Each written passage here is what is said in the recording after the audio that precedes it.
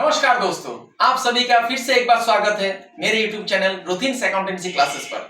आज का विषय है, आज मैं आप लोगों को सिखाऊंगा रिवैल्यूएशन अकाउंट कैसे बनाया जाता है। Revaluation of assets and liabilities, संपत्ति और उधार का इसका पुनर्मूल्यांकन क्यों जरूरत है। रिवैल्यूएशन में एसेट बढ़ने से किस तरफ जाएगा, लायबिलिटीज घटने से किस तरफ जाएगा, एसेट घटने से किस तरफ जाएगा, लायबिलिटीज बढ़ने से किस तरफ जाएगा, सबको समस्या होती है। तो आज मैं आप सभी का पूरा कंफ्यूजन दूर कर दूंगा। आज एक ही क्लास में मैं आप लोगों को रिवैल्यूएशन अकाउंट कैसे बनाया जाता है ये सिखाऊंगा। वीडियो में अंत तक बने रहिए, आप लोगों को पूरा समझ में आ जाएगा और रिवैल्यूएशन अकाउंट आप लोग आसानी से बना पाएंगे। वीडियो शुरू करने से पहले सभी से मेरा एक छोटा सा निवेदन है, अगर अभी तक आप लोगों ने मेरा चैनल को सब्सक्राइब नहीं किया है तो चैनल को सब्सक्राइब जरूर कर लीजिएगा और साथ में जो बेल आइकन है उसको दबा के ऑल ऑप्शन को एनेबल कर दीजिएगा, ताकि जब भी मैं वीडियो अपलोड करूं सबसे पहला नोटिफिकेशन आप लोगों को मिले। और हाँ दोस्तों, अगर आप लोगों को मेरा वीडियो अच्छा लगता है तो लाइक, शेयर और कमेंट जरूर कीजिएगा। आप लोग मुझे इंस्टाग्राम और फेसबुक में भी फॉलो कर सकते हैं, इसका लिंक मैं नीचे डिस्क्रिप्शन बॉक्स पे दे दूंगा। तो चलिए दोस्तों, बिना देरी किए आज के विषय की तरफ आगे बढ़ते हैं। आज का विषय है revaluation account. Revaluation account class 12 के स्टूडेंट्स के लिए और बीकॉम के स्टूडेंट्स के लिए बहुत जरूरी है, क्योंकि जब भी आप पार्टनरशिप का किसी भी चैप्टर में चले जाइए, डिसोल्यूशन ऑफ पार्टनरशिप फॉर्म को छोड़ के admission of a partner, retirement of a partner, death of a partner, हर जगह में आपको रिवैल्यूएशन अकाउंट बनाना पड़ेगा। तो इसका जानकारी होना बहुत जरूरी है। तो स्टूडेंट्स को दिक्कतें आती है कि एसेट का जब वैल्यू बढ़ जाता है किस तरफ जाएगा, घट जाता है तो किस तरफ जाएगा। तो मैं आज आप लोगों को कुछ ट्रिक्स दे दूंगा जिससे कि आप लोग आसानी से रिवैल्यूएशन अकाउंट बना सकते हैं। तो पहले जान लीजिए रिवैल्यूएशन अकाउंट होता क्या है। रिवैल्यूएशन अकाउंट दोस्तों एक नॉमिनल अकाउंट होता है। ये पर्सनल अकाउंट नहीं है, रियल अकाउंट नहीं है। मैंने मेरा जर्नल का जो वीडियो था उसमें मैंने आप लोगों को पर्सनल अकाउंट और रियल अकाउंट, नॉमिनल अकाउंट सबके बारे में बताया था। पर्सनल अकाउंट किसी का नाम हो सकता है, किसी प्रतिष्ठान का नाम हो सकता है। रियल अकाउंट एसेट नेचर का होता है। ये दोनों को छोड़ के जो सब नेचर का अकाउंट आता है सबको नॉमिनल अकाउंट बोला जाता है।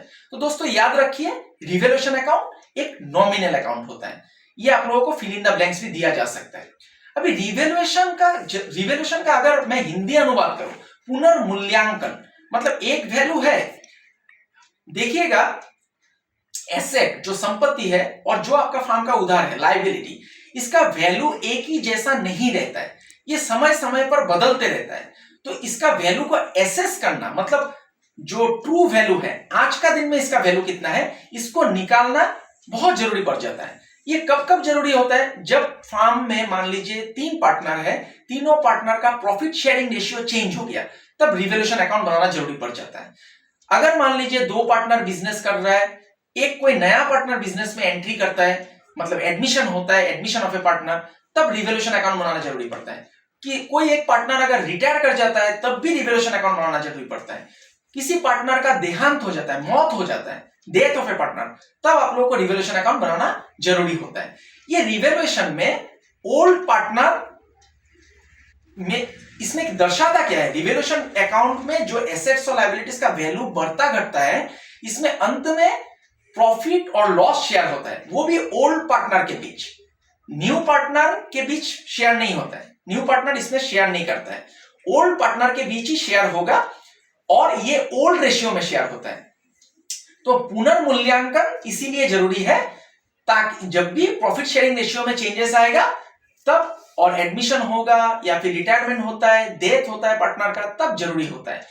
तो मैं आप लोगों को रिवैल्यूएशन अकाउंट का फॉर्मेट बता दे रहा हूं, करके दिखा रहा हूं, जिससे कि आप लोग इजीली, बहुत आसानी से रिवैल्यूएशन अकाउंट बना पाएंगे। और मैं करके भी दिखाऊंगा, आप लोगों को सॉल्व करके भी दिखाऊंगा। आप लोग बने रहिए वीडियो में अंत तक, बिना स्किप किए वीडियो को देखिए। मैं रिवैल्यूएशन अकाउंट का फॉर्मेट आप लोगों को बताने जा रहा हूं। मैं कैमरा को बोलूंगा कॉपी की तरफ फोकस करने के लिए। देखिए दोस्तों, मैं आप लोगों को पहले रिवैल्यूएशन अकाउंट का फॉर्मेट कैसा होता है ये बता दे रहा हूं। स्पेसिमेन, आप लोग कॉपी की तरफ ध्यान दीजिएगा। Specimen of revaluation account, copy की तरफ ध्यान दीजिए।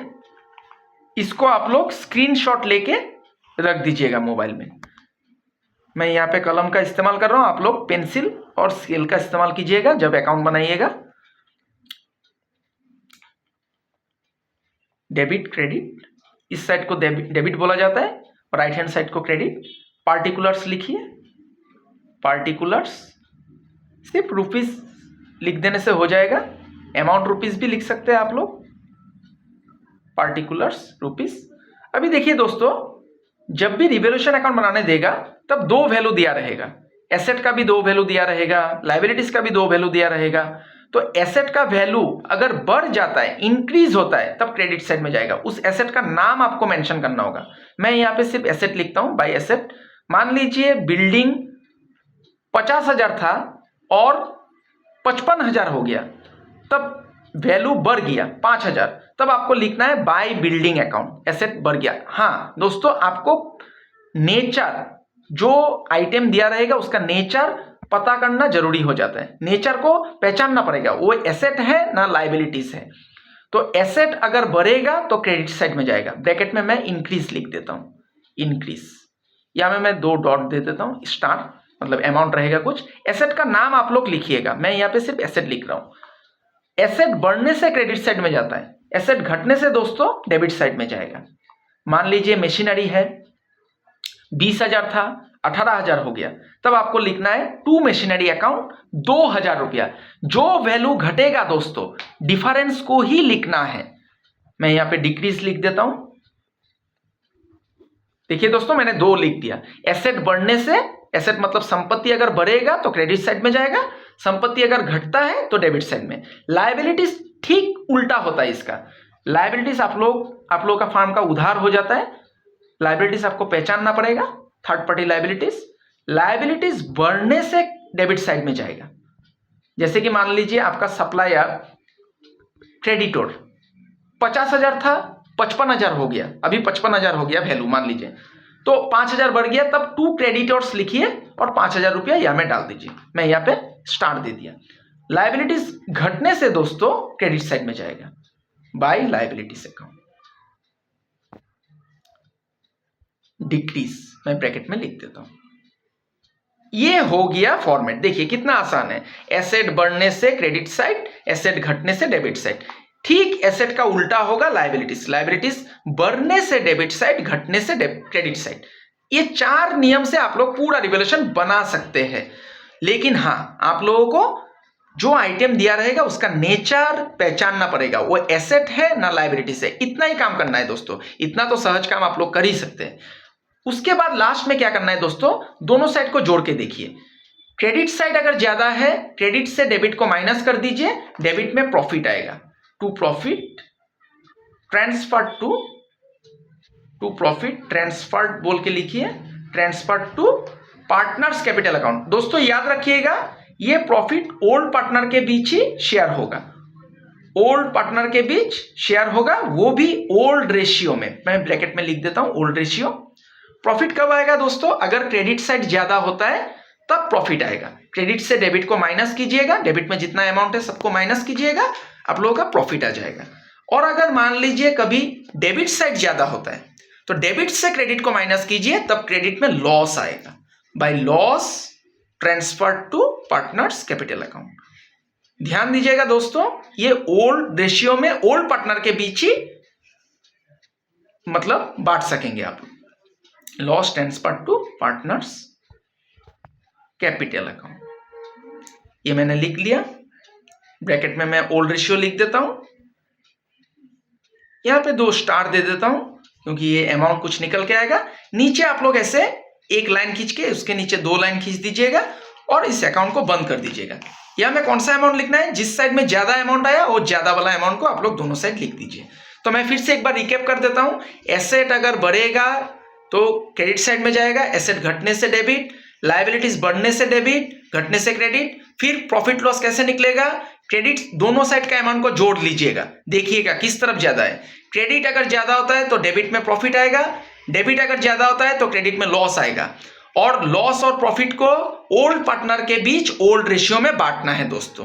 तो आशा करता हूं आप लोगों का रिवोल्यूशन अकाउंट का जो फॉर्मेट है ये समझ में आया है। मैं एक क्वेश्चन आप लोगों के सामने अभी करके दिखाता हूं।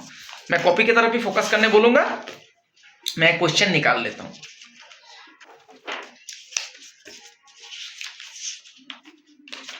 मैं अभी एक क्वेश्चन की तरफ फोकस करने बोलूंगा। मैं ये क्वेश्चन कर रहा हूं दोस्तों, आप लोग क्वेश्चन का स्क्रीनशॉट ले लीजिएगा, पॉज करके वीडियो का स्क्रीनशॉट ले लीजिएगा।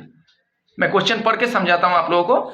X and Y share profits in 6:7 ratio, मतलब एक्स और वाई का दो पार्टनर है, दोनों का रेशियो दिया हुआ है 6:7। ये ओल्ड रेशियो है दोस्तों। Future ratio will be 4:3। देखिए नया रेशियो भी दे दिया। They have decided to make revaluation of assets and liabilities by passing revaluation entries, मतलब जर्नल एंट्री पास करने दिया है, तो मैं जर्नल एंट्री या मैं पास नहीं करूंगा, सिर्फ रिवैल्यूएशन अकाउंट आप लोगों को बना के दिखाऊंगा। Bringing into force the new ratio, क्योंकि देखिए पुराना रेशियो था ओल्ड रेशियो, फिर प्रॉफिट शेयरिंग रेशियो चेंज हो गया, तो चेंज हो गया तो दोनों पार्टनर एग्री किया कि हम लोगों का एसेट और लायबिलिटीज है उसको रीअसेस करता है, रीवैल्यू करता है, तो इसीलिए वो लोग रीवैल्यू कर रहे हैं। तो देखिए दोस्तों नीचे दिया हुआ है the following is the position of asset on 1 January 2014 with the revise value. ये देखिए दोस्तों एसेट लायबिलिटीज कुछ दिया हुआ है, इसका बुक वैल्यू जो पहले का वैल्यू था और रिवाइज वैल्यू भी दिया हुआ है। इसको मैं फोकस करने बोलूंगा। यहां पे देखिए दोस्तों जर्नल एंट्री पास करने दिया है, लेकिन मैं आप लोगों को रिवैल्यूएशन अकाउंट बना के दिखाता हूं। बहुत सहज है, ये जो नियम मैंने दिया है इस पे आप लोग फोकस कीजिए, आराम से बन जाएगा। मैं यहां पे करके दिखाता हूं। नीचे मैं कॉपी की तरफ फोकस करने बोलूंगा। रिवैल्यूएशन अकाउंट, मैं इसका लाइन खींच लेता हूं। दोस्तों आप लोग स्केल और पेंसिल का इस्तेमाल कीजिएगा, मैं बार बार बोलता हूं, क्योंकि एग्जाम में कलम से लाइन मत खींचिए। पार्टिकुलर्स, फिर रुपीस, फिर पार्टिकुलर्स, फिर रुपीस। देखिए दोस्तों रिवैल्यूएशन अकाउंट बनाने के लिए जो मैंने नियम दिया ये आप लोग फॉलो कीजिएगा। हाँ एक काम आप लोगों के लिए बन जाता है कि एसेट है ना लायबिलिटीज है, इसका वो पहचानना जरूरी है। तो क्वेश्चन में देखिए दोस्तों, मैं क्वेश्चन भी साथ में ही रखता हूं सामने। बिल्डिंग क्या होता है दोस्तों, आप लोगों को पता है एसेट है। तो देखिए बिल्डिंग क्या हो गया, 50,000 है, ये 55,200 हो गया, मतलब बढ़ गया, तो एसेट बढ़ गया। देखिए दोस्तों मैंने यहाँ पे नियम लिखा है, एसेट बढ़ने से किस तरफ जाता है, क्रेडिट साइड में, तो मैं यहाँ पे क्रेडिट साइड में लिखूंगा बाय बिल्डिंग अकाउंट। जो एसेट का नाम दिया रहेगा वो नाम आपको लिखना होगा, बाय बिल्डिंग अकाउंट। कितना बढ़ गया दोस्तों, 50,000 था 55,200 हो गया, तो डिफरेंस को आपको लिखना है 5,200, मैंने लिख दिया। 55,200 हो गया, ये देखिए मैं यहाँ पे करके भी दिखा देता हूँ। 55,200 हो गया, 50,000 था, तो 5,200 आपका बढ़ गया। नेक्स्ट है दोस्तों मशीनरी। देखिए मशीनरी ये भी एसेट है, ये 25,000 था और 22,400 22,400 हो गया, मतलब घट गया। तो एसेट घटने से दोस्तों किस तरफ जाएगा, ये देखिए मैंने नियम पे लिखा है, एसेट घटने से डेबिट साइड में टू मशीनरी अकाउंट। ये पेज भी निकल गया दोस्तों, थोड़ा माफ कीजिएगा। तो मशीनरी ये घट गया, तो 25,000 था और 22,400 हो गया। कितना घटा दोस्तों, मैं यहाँ पे लिख देता हूं 22,400, मतलब आपका घट गया 25,000 से 2,600 घट गया। ये डिफरेंस को मैंने लिख दिया। तीसरा जो है क्रेडिटर्स, तीसरा क्रेडिटर्स, मैं क्वेश्चन को सामने ले आता हूं फिर से। क्रेडिटर्स दोस्तों लायबिलिटीज होता है। तो लायबिलिटीज देखिए 28,000 था, फिर 29,300 हो गया, तो लायबिलिटीज बढ़ा। तो लायबिलिटीज बढ़ने से किस तरफ जाएगा दोस्तों, ये देखिए मैंने लिखा है लायबिलिटीज बढ़ने से इंक्रीज डेबिट साइड में जाएगा। तो मैं यहाँ पे लिखूंगा लायबिलिटीज का नाम आपको उल्लेख करना है, टू क्रेडिटर्स। कितना था दोस्तों, पहले था 28,000, अभी 29,300 हो गया, तो 29,300 से 28,000 को माइनस कर दीजिए, 1,300 रुपया, ये आपका डिफरेंस। लास्ट एक अंत में जो आइटम बचा हुआ है ये है स्टॉक होता है दोस्तों एसेट। ये देखिए 29,000 था और 32,900 हो गया, तो एसेट बढ़ गया। एसेट बढ़ने से किस तरफ जाएगा दोस्तों, ये देखिए मैंने यहाँ पे लिखा है क्रेडिट साइड पे जाएगा, तो बाय स्टॉक मैं यहाँ पे लिख दूंगा। यहाँ पे डिफरेंस लिखना है आपको। अभी का वैल्यू हो गया 32,900 और पहले का वैल्यू था 29,000, तो आपका डिफरेंस आ गया 3,900। अभी देखिए दोस्तों दोनों साइड का सभी अमाउंट मैंने लिख लिया। अभी मैं दोनों साइड को जोड़ के रात में लिखूंगा। 5,200, 5,000, 3,000, 8,000 और 9,100 हो गया आपका क्रेडिट साइड में। डेबिट साइड में हो गया 3,900 दोस्तों। क्रेडिट साइड में आया 9,100, डेबिट साइड में आया 3,900। किस तरफ ज्यादा है दोस्तों? Credit side. क्रेडिट साइड अगर ज्यादा होगा तो डेबिट में प्रॉफिट होगा। मैंने यहाँ पे ऑलरेडी आप लोगों को बोल दिया है, क्रेडिट साइड ज्यादा होने से डेबिट में प्रॉफिट होगा। तो मैं यहाँ पे प्रॉफिट को ट्रांसफर करूंगा टू प्रॉफिट ट्रांसफर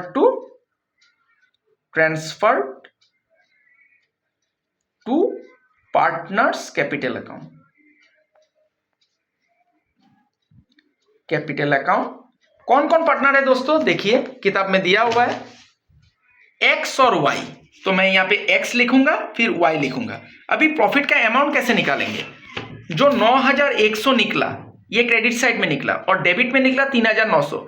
ये 9,100 से 3,900 को माइनस कीजिए। 9,100 से अगर आप लोग 3,900 को माइनस करेंगे तो 5,200 निकल के आएगा। 5,200 दोस्तों निकल के आएगा। फिर इसको ओल्ड रेशियो में बांटना है। ध्यान रखिएगा ओल्ड रेशियो, न्यू रेशियो नहीं। तो ओल्ड रेशियो दोस्तों देखिए 6:7 दिया हुआ है, 6:7। तो 6:7 कैसे करेंगे दोस्तों? 6:7 मतलब पहला वाला को मिलेगा, देखिए मैं यहां पे कर रहा हूं, पहला वाला को मिलेगा 6 डिवाइडेड बाई टोटल। 6 और 7 कितना होता है? 13। 6/13। और दूसरा वाला को मिलेगा 7 भाग मिलेगा 13 भाग में।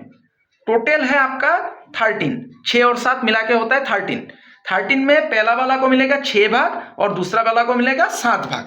तो इसको आप लोग कैंसिल कीजिएगा, आंसर आएगा पहला वाला का 2,400, दूसरा वाला का 2,800। फिर यहां में एक छोटा दाग दे के लाइन खींच के यहां में 5,200 लिख लीजिए। फिर नीचे आप लोग क्लोज कीजिए ऐसे एक लाइन देके, फिर 2 लाइन खींच दीजिए। जिस तरफ ज्यादा था ज्यादा वाला अमाउंट लिख दीजिए, 9,100। देखिए दोस्तों कितना आसानी से रिवैल्यूएशन अकाउंट बन गया। तो आशा करता हूं आप लोगों का रिवैल्यूएशन अकाउंट क्लियर हो गया। ठीक, तो आशा करता हूं दोस्तों आज आप लोगों का क्लास समझ में आया, रिवैल्यूएशन अकाउंट कैसे बनाया जाता है। अगर फिर भी आप लोगों को समझ में नहीं आता है तो कमेंट बॉक्स में मुझे लिख दीजिएगा, मैं रिवैल्यूएशन के ऊपर और एक वीडियो बना दूंगा। मुझे नहीं लगता है जरूरत है उतना, फिर भी अगर आप लोगों को समझ में नहीं आता है तो मुझे कमेंट कीजिएगा, मैं बना दूंगा।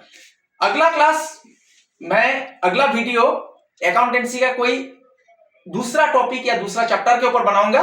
तब तक के लिए मेरे साथ बने रहिए। मैं ईश्वर से कामना करता हूं आप लोग स्वस्थ रहिए, खुश रहिए। और अगर अभी तक आप लोगों ने मेरा चैनल को सब्सक्राइब नहीं किया है तो चैनल को सब्सक्राइब जरूर कर लीजिएगा और बेल आइकॉन को दबाना मत भूलिएगा। तब तक के लिए दोस्तों धन्यवाद।